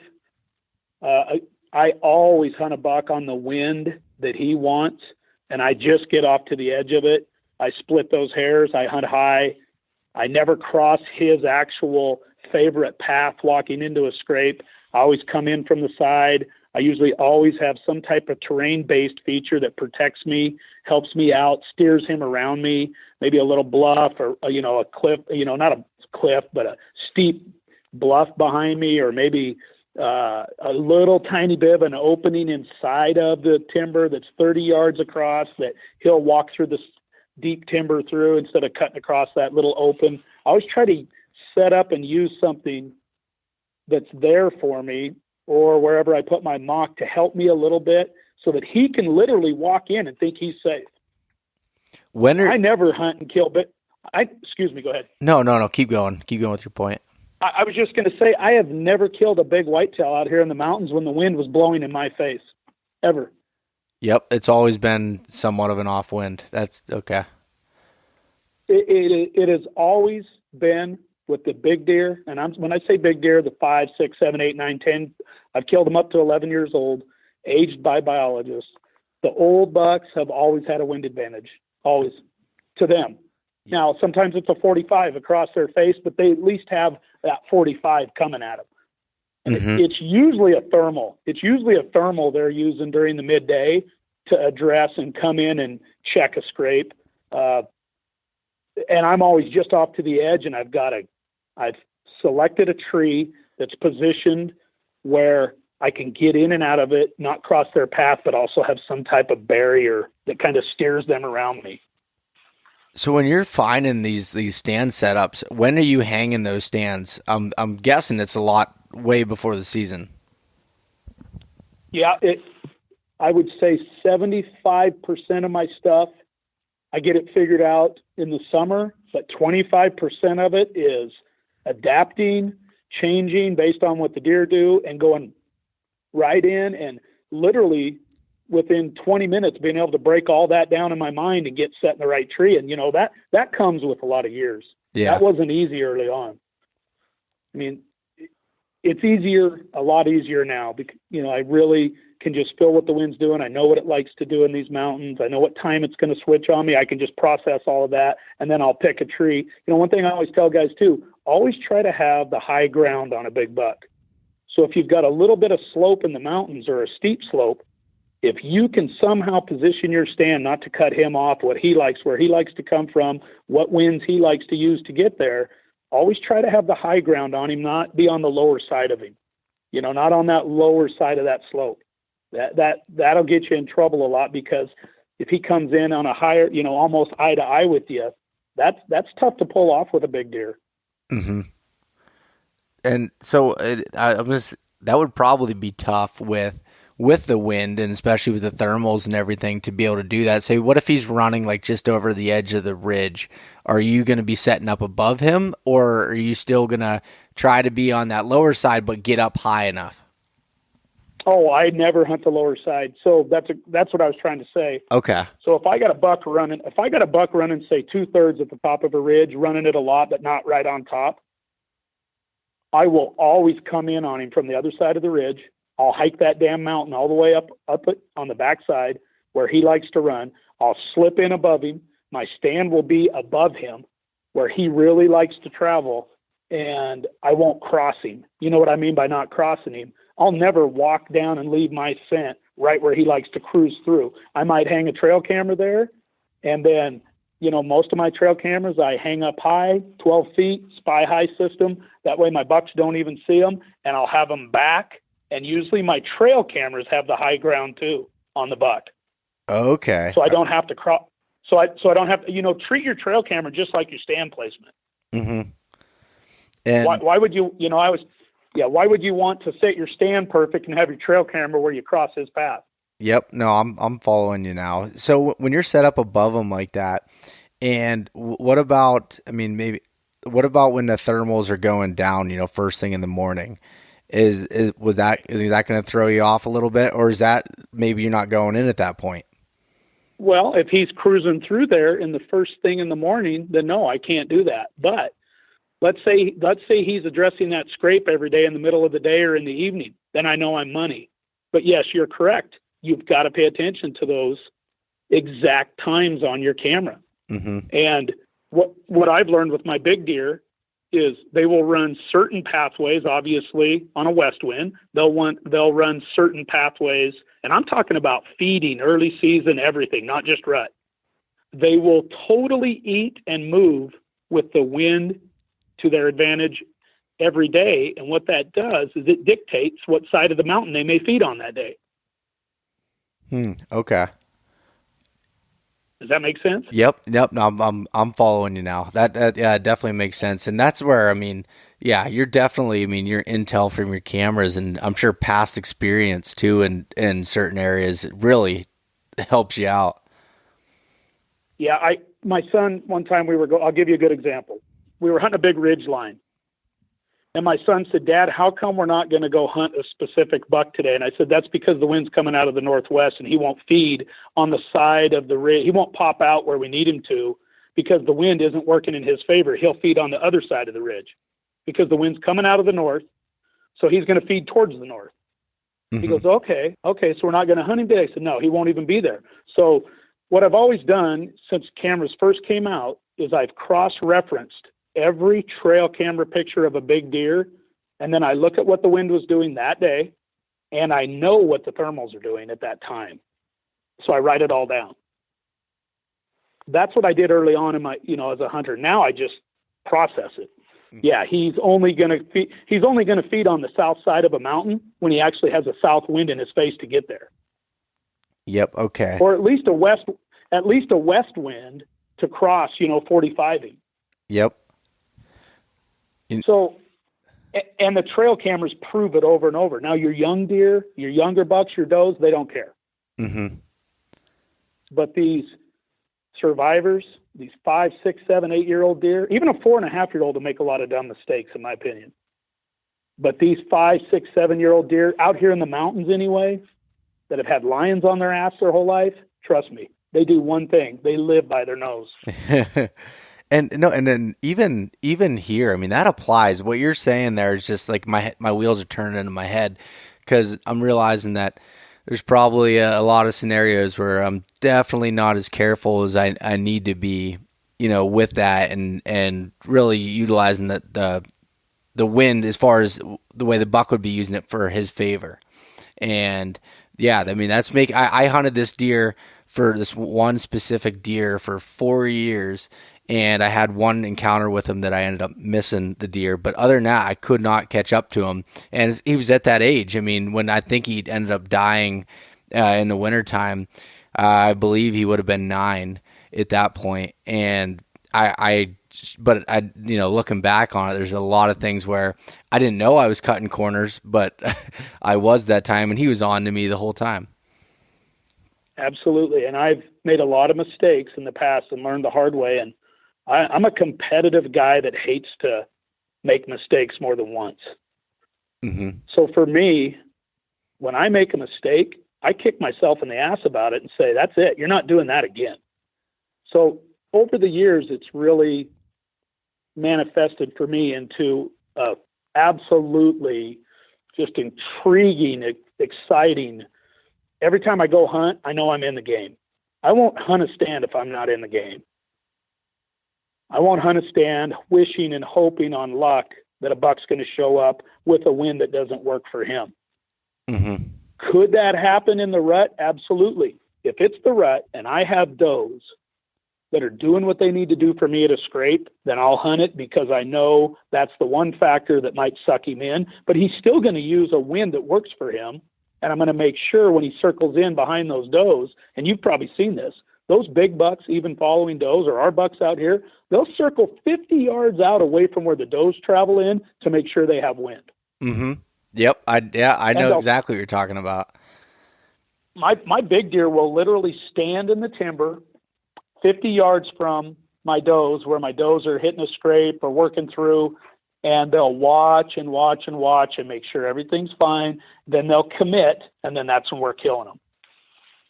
And I can even think of, it's a little bit of a different scenario, but this buck that I was just telling you about there, when he would have been 5.5 when I had the first encounter with him.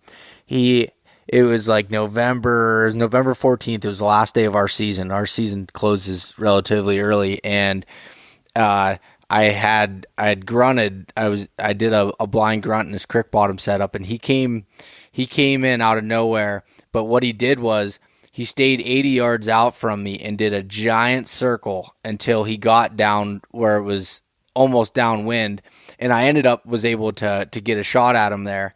But I mean, he was not like the other deer. He wasn't coming in on a string. He, once he heard that noise and knew that, there's a potential for another buck there, he wasn't coming straight in. He did a big loop through the cover, and until he got down to that other side. I mean, it all makes sense.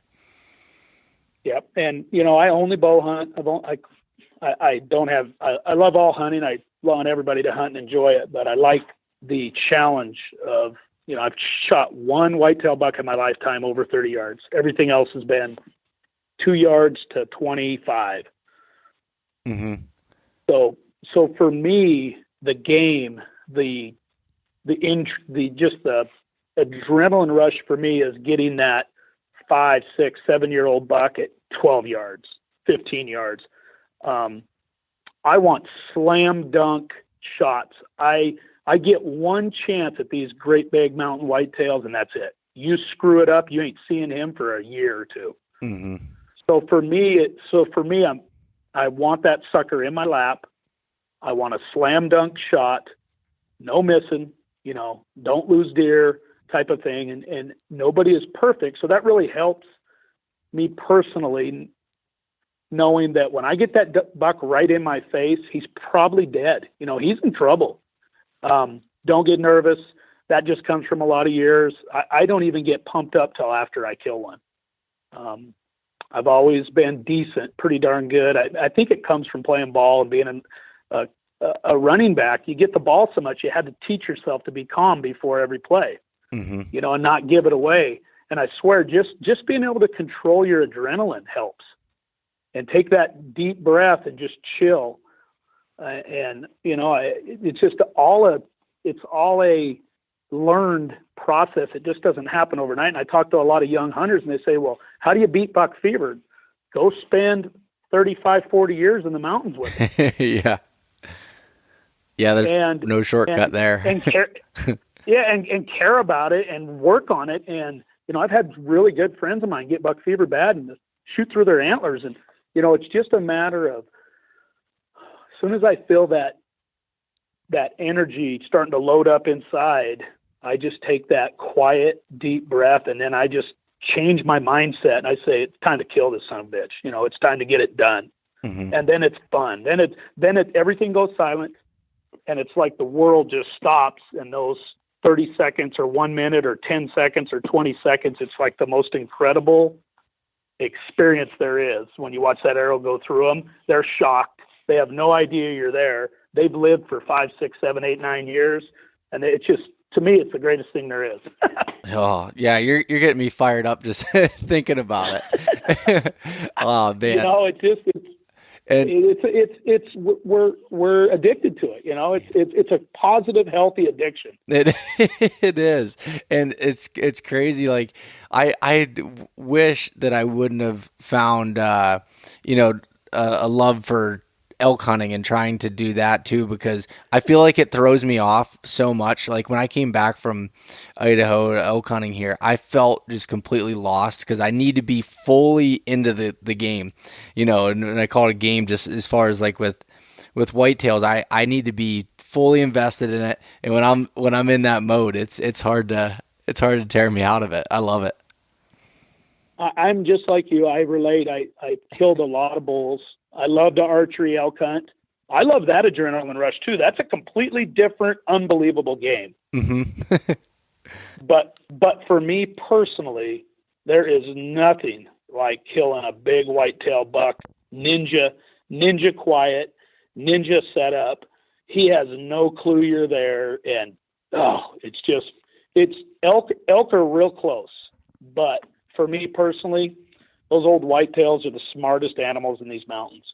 Yeah. And it's crazy. Like, I don't know. I have a thing, and it sounds like you and I are similar from this mindset, but I love the challenge of it. And just like, that's my favorite part of it, is just trying to, cause I screw up 1,000 times more than I succeed with it. And it fuels me to keep trying. Why did I mess that up? What was the scenario? And just keep analyzing it and trying to learn more and talking to guys like you. I mean, it helps so much. I mean, my wheels are spinning in my head, and just sitting here listening to it. So that's awesome. Well, to all the listeners, keep after it. There's nothing like it, and iron sharpens iron. So you want to be really good at something, take on something challenging. You want to just, get immediate gratification, then go do something that's easy. And everybody's wired a little different. I'm not an immediate gratification guy. I spend all year to get 10 seconds of success, and I'm cool with that. Yeah. Yeah. So Troy, are you still whitetail hunting, or are you done this year? Oh no, I'm just getting started. My son is heavy into high school football, and like I said, that's a big part of our lives. So I put family first. I've spent a lot of time traveling, and my wife and I, it's all about our kids. But I'm just getting started with the whitetails. I hunted early season. Obviously could kill a deer, but I've got a couple just incredible bucks this year on public land that I'm hunting. And I will go until the last day, the last second hunting those deer. I kind of have a rule, at the end of December when our season closes, I'll always try to have a top 5, but I try to hunt my top 1 or 2 until the last 3 days of the entire season. And I hunt Idaho and Washington every year, all public land. I hunt Montana when I find a big buck over there on public land because it's a draw, so I have to put in. But I only hunt over there when I find one I like. And then, so I'm positioned up here where I live, really close to Washington and Montana. Mm-hmm. So anyway, sorry about that. How do I get rid of this? Somebody trying to call me. Anyway, I'm just going to talk through this. I'll just let it be. They'll hang up in a second. So I don't hear it on my end. So. Okay, good. I'm sorry. So back to what I was saying is I also love to travel out of state. One thing that's taught me a ton about whitetails is getting my butt out of the Northwest, getting out of the mountains, learning from really good whitetail hunters. I'm really good friends with Andre DeQuisto, the guy that made the Lone Wolf tree stands, who now owns Lone Wolf Custom Gear, which is different, and Cody and the DeQuisto family. And I film for Whitetail Addictions TV with those guys. I've got some incredible friends in Ohio, Steve Pinkston, Justin Hollinsworth, Mike Greiner. We're all a part of that team. I hunt with those guys because you never quit learning. You're always learning, even in a different habitat. Hunt with my buddy Jeb Bailey down in Oklahoma, guy, giant bucks, unbelievable country. One of the biggest deer I've ever killed was down there. But anyway, all that to say, I've got a ton of hunting in front of me, 3 states, maybe 4, depending on how my teaching schedule and time works out. But for sure, Idaho, Washington, and 1 more state this year. Oh, nice. That's awesome. And is usually your home state, Idaho, your biggest, like that's your baby. That's the one that you're looking forward to the most. I absolutely love Idaho and Washington both. I would hunt Montana just as much, but it's a draw. Okay. So I hunt the 2 over the counter tags equally. Okay. Yeah, and like I live right on the border. Okay, I was going to say that's nice. Yeah.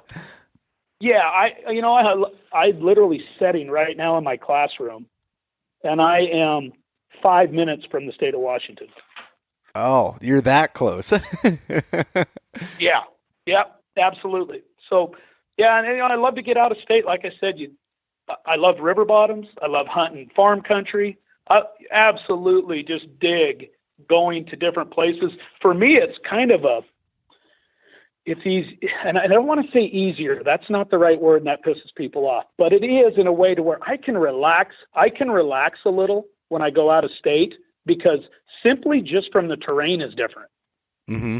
It's so peaceful and enjoyable for me to go out of state and just take a little bit of a break from because the mountains, you can't cheat a mountain. A mountain's going to give you mountain conditions, mountain cold, mountain drives, trees falling in the road, wolves coming. I mean, it's just different. So when I do get out of state, I love it. It's kind of a mental chill break for me, and the deer are really fun to hunt. The numbers are usually way higher, and I tend to see a little more of a tolerant deer versus what I see out here on public land. Yeah. Yeah, that's awesome. And so where do you think your third state's going to be this year then? Where do I think my what? Your third state. You said you're going to hunt 1 more state. Do you have any idea where you're going to go yet? Well, I know I've got an open invite to Ohio. I went out to Ohio for the first time last year with Hollinsworth and Greiner and Pinkston, and those guys are all Whitetail Addictions guys. Just unbelievable dudes. Great people. I know I have an open invite out there. Obviously, let's be real, life is expensive and it costs a lot, and I got boys in college and high school. So that's something I hope I get to go do this year, but if I don't, I'm going to jump in my truck. I've already talked to a good friend, a really good guy that said, come on over. He lives just over the Montana border, and I'm going to hunt North Dakota. Okay. Public land. Yeah. Public land in North Dakota. I'm going to go hit the Missouri River country. That's one of my other dream hunts, to hunt whitetails in that country. It looks just the terrain itself looks epic to go hunt them. Yeah, I've hunted North Dakota on the east side and driven through there, and you know how all of us whitetail hunter guys are. We drive through an area and we're looking all the time. Mm-hmm. And we're studying the terrain. And when I drove through, and I went to college in Montana, so I spent a lot of time in Montana hunting too. But when I drove through, the first time I ever hunted North Dakota about 10 years ago, I told myself right when I got on that Missouri River, I said, I'm coming back here someday. Oh, that's awesome. Well, I hope you get that chance this year to get to go over there and mess around a little bit. And like you said, that's probably a lot different when you're not able to scout it like you are all your hometown places. Right. And, I like getting on a map. I've already got my stand sites picked out over there, looked at it all, public land. I've got a bunch of ideas, and I've already got it looked over good. And I have a friend that lives out there, and I kind of showed him what I was looking at, and he goes, oh, yeah, those are, that's probably good. And I'm going to take that custom gear stand. I want to go put that stand to a test to where I'm actually hunting mobile more out of it on a out-of-state public land hunt, and just see how that all plays out. And we'll film everything and see if we're good enough to get it done. Yeah, that's awesome. It's funny that we're talking about the mobile setups. I've went this year. I'm almost 100% mobile, just because we in Pennsylvania, we're not allowed having our stands up. They have to be put up 2 weeks before the season and taken down 2 weeks after. And I was elk hunting 2 weeks before the season, and I just hate going in there and messing with it. I like to go in and hunt at that time, which requires a little bit more work. But I've gotten pretty efficient with my system, and at some point, I'd love to try out one of the Lone Wolf custom gear ones, because those are just those stands. I met Cody at the ATA show, and then talked to him again in Harrisburg, and they're awesome. They're just amazing stands. They're incredible. They're the most efficient, fastest, quietest hang and hunt that I've ever been in. And I've used all of Andre's over the years since the 90s. There's nothing like it. It's so easy to get in a tree with that setup. They're just incredible. It's the nicest setup I've ever used, and I just got mine this year, and I hunted bear out of it this year a little bit, and I've already hung it on a big whitetail, and it was a pleasure to hang. It's just quick, 5 minutes, and if honest to God, 10 minutes at the most, and you're hunting. That's awesome. That's quick and efficient, and because I used to use climbers in some places where I could get when I had straight trees, but that was the problem. I could never find the right tree, and they were noisy, climbing up. And they're noisy. The noise was the biggest thing. And we have a lot of like cherry trees around here with the barks kind of loose, and I'd go up a tree and be like, well, I just screwed everything up. Yeah. There's nothing worse. I learned the hard way 20 years ago. I bought a climber, and my deer oh, thanks for letting us know you're in the mountains. We just heard you from a quarter mile away climbing a frickin' tree and heard clanking, and they're just like, I never saw a deer out of those, hardly ever. Now, I learned right away I took my old climbers and stuck them in a tree and put ladders up to them. That's funny. That's what I had to do in the old days. And we have to pull our stands too in the public ground. We have to take them out, we have to pull them. And the nice thing is our seasons are so long. If you put them in 2 weeks before August 30th, you can leave them till January when you go shed hunting. Yeah, that is nice. That's funny though. But anyways, Troy, well, I think we should probably wrap this one up. I know you have to go to one of your son's big football games tonight and everything, so I want to be respectful to your time. And I think that one thing that interests me, I didn't want to ask you any questions on it because I know it's a whole nother rabbit hole, is we're going to have to get you back on sometime in the winter to talk about shed hunting. Hey, let's do it. That's probably my second favorite passion above hunting elk is big whitetails, killing them. Yep. Shed antlers, and then bull elk. So, yeah, and then if you ever want to talk bears too, I love hunting bears. But no, let's talk shed hunting. I absolutely just cherish shed hunting. I love it. And it's great scouting too. Yeah. Oh, heck yeah. I definitely want to get you back on to talk about that. You sent me some pictures earlier today of some of your shed piles and everything, and it was it was awesome to see that. Pretty impressive. Thank you. That picture I sent you shed hunting was one day, my son and I and our dog. And just to set the record straight, when people see the dog is awesome. Basically what he does though is add a third person to us. Ty and I, my son and I, usually find as many as him or more. He just adds that teammate for us, that the ones that we can't see, he's finding those ones that are so buried that, Yep. he hasn't, my point is this, he's incredible and he's a blast. But I've been shed hunting for 30 some years and that dog's 5 years old. So, that's what it's, he's just another, he's incredible. Probably the most rewarding thing I've ever done shed hunting is to get to do it with my son, who's passionate about big whitetails, and he is a killer. That kid's got it in his blood, and he works hard at it with me. He's not spoiled. He does everything, hangs the stands, helps me find the deer, find everything, the sheds, all that to say. But to train that dog together, he and I got to train Hank, who our dog, his name is Hank. We got to train him from 7 weeks up, and we did it ourselves. Wow. That's awesome. That's rewarding too, to have him come along and be able to help you out a little bit. That's awesome. Yeah. It's another, you younger guys I don't know where you are with family and kids or anything like that, but you want to talk about the best memories of my life. Best memories of my life are my oldest son catching his giant bass in his tournaments and my youngest son killing big whitetails with me or shed hunting. Those are my favorite memories. Yeah, I'm looking forward to them, but right now I do not have any kids and I'm not married, so I'm not there yet, but I know I will be at some point, so. Well, hey, I know you got to go, Bo, but the thing I'll share, when I was your age, that's when I was really learning, really out grinding 300 days a year, at least partial days, at least 250 days a year, at least making sure I was in the woods for an afternoon. And that's where I really learned my deer and, really learned how they operated year round, from shed hunting all through the winter, spring and summer, scouting and trail cameras, and then rolling into the hunting season, then literally taking 1 or 2 days off at Christmas and right back at shed hunting. Yep. Yeah, it sounds like me, just trying to take in as much information as possible and spend as much time out there.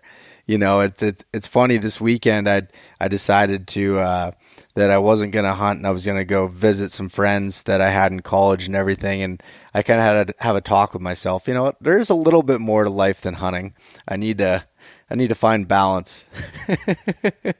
Yeah. And there is, but I will say this too. If you really want to be your best version of a whitetail hunter, then you are going to have to sacrifice some of that. And I did. My wife sacrifices for me. She, I didn't do a lot of stuff in my 20s and 30s that a lot of my buddies were doing just because I was out in the mountains instead. When I look back on it, I wouldn't change anything, but you're right. There still is that time you got to go spend too. Yep. There is that. Yep. And one thing you said that's funny and that I can relate is when you were talking about, going out with your sons and those, the memories that you have there with him. It's like, so I know my dad, he put everything aside to help me learn, growing up, and my dad's a great whitetail hunter and he was there, sitting in the tree behind me when I killed my first archery buck, which is still the oldest one, is one that was 8.5 years old. He was there and he was happier than I was, and got to see the whole thing. And now we're competitors.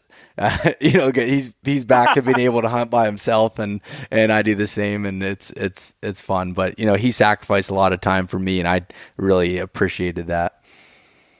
Yeah, that's what it's all about. It truly is, and it's a cliche, but it is. My son's 16 now, and he wants to hunt on his own, which I'm loving it. Yeah. He doesn't want to sit with dad anymore. Yeah. He's a grown young man that's aspiring to go to college and play some football, and he wants to do his own thing, and I love it because he's ready. Yeah. I turn him loose. He goes to his stands, I go to mine. We hang a lot of them together, but in the end, he's really becoming independent, and I love seeing that. Yep. No, that's awesome. Well, Troy, I really appreciated you being able to come talk with me here, and especially on such short notice. And you got me fired up here, so I really appreciate it. Can you tell the listeners some places where they can find you and some of your work, some of your photos, just anything that you can think of there that you want to shout out? Absolutely. The easiest way to get a hold of me is my Instagram is MTNMAN, so Mountain Man. That comes from being a mountain whitetail hunter. My buddies started calling me that years ago from the Midwest. So Mountain Man _33, that's my old college number. So Mountain Man 33 on Instagram. If somebody wants to shout out, talk to me, I'll try to help anybody any way I can. My Facebook's loaded, about out of room there, but feel free to find me on Facebook, Troy Pottenger. And then, really I'm involved with Whitetail Addictions, which is all going to be semi-live stuff on YouTube this year with the D'Acquisto family. I mean, those guys have been unbelievable to me, and they're my kind of people. They're freaking hardcore. They think for themselves. They do it their own way, it's neat being in that group of really good whitetail hunters, because we don't all do everything the same exact way, but what we do recognize is how hard every guy in that group works and how smart they are. So that's another lesson for all. There's more than one way to kill big whitetails, way more than one way, but there are some overlying principles that definitely work in almost every scenario on an old buck that don't work. And then there's things that just flat out don't work too. So anyway, Mountain Man 33 _33, and then my Facebook, and that's how people get a hold of me. Perfect. And you said the Whitetail Addictions, that's going to be on YouTube. Yeah, it's going to be all YouTube this year. If you look at Lone Wolf Custom Gear's YouTube page is rocking. Cody D'Acquisto does a great job with it. We're going to load stuff up we're already loading stuff on there all the time. We already had a guy on our team kill a 203 in Kansas. That's going to be coming out real soon, the actual hunt. We're going to try to get stuff, not live, but semi-live to people during the season, just so that, people are wanting to see it right away. They don't want to wait a year on TV. Mm-hmm. So we're doing that. And then, again, if anybody's looking for that synthetic scent, buckfeverusa.com. I've been using that stuff for 21 years, going on 22. It's incredible. Works great. I've never had a deer spook from it, ever. Never seen a deer spook. Never had one spook on camera from it. Never rots. Can be in your shelf for 10 years and use it 10 years later. And then, hey, give me one more shout out. I'm into one more, if you don't mind. You're good. I'm into the electric bikes now. They get me in, they get me out, super quiet. I'm not as sweaty. I'm loving it. And I am a part of a hardcore e-cycles team, and I'm the Western rep out here for those bikes. Okay. Hardcore e-cycles. Awesome. Well, thank you, Troy. Again, I appreciate everything and you spilling out your knowledge here of all your years of experience. I'd tell you what, me personally, whether anyone listens to this or not, I appreciate it, and we'll be definitely taking note of that. Hey, Bo, it's nice to meet you. I like seeing guys that are out, guys like you that are out trying to hunt maybe a little tougher scenario, but once you get these mountains figured out, there's no feeling like consistently killing a big mountain whitetail every year with your bow. Yeah. All right, Troy. Well, we're go offline here, and I'm looking forward to seeing how your season unfolds. You too, Bo. Good luck. Thanks so much for listening to this episode of East Meets West Hunt with your host, Bo Martonic. For more great content and to stay up to date, visit eastmeetswesthunt.com, Facebook at East Meets West Outdoors, and Instagram at East Meets West Hunt. If you enjoyed today's episode, please review and subscribe, and we'll catch you next time.